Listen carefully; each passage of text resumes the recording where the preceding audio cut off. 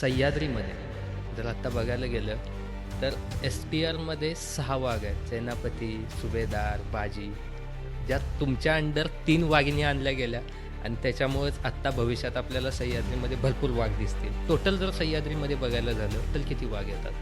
सह्याद्री व्याघ्र प्रकल्पामध्ये ज्यावेळेला आपण प्रपोजल पाठवलं की वाघांचं स्थानांतर करायचं आहे त्यावेळेला एक पण रेसिडेंट वाघ नव्हता.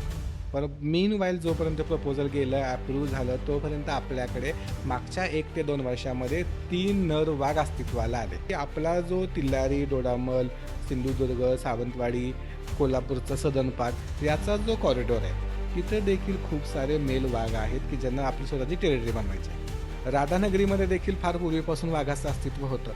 आता कॅमेरा ट्रॅपिंग वाढल्यामुळं म्हणा किंवा लोकांचा अवेअरनेस वाढल्यामुळं म्हणा, परंतु त्या वाघांचं अस्तित्व हे आज आपल्या सर्वसामान्यांपर्यंत पोहोचलं. आणि एकंदर पूर्ण सह्याद्रीचा जो भाग बघितला ह्याच्यामध्ये सध्या 10 वाघांचं अस्तित्व आहे.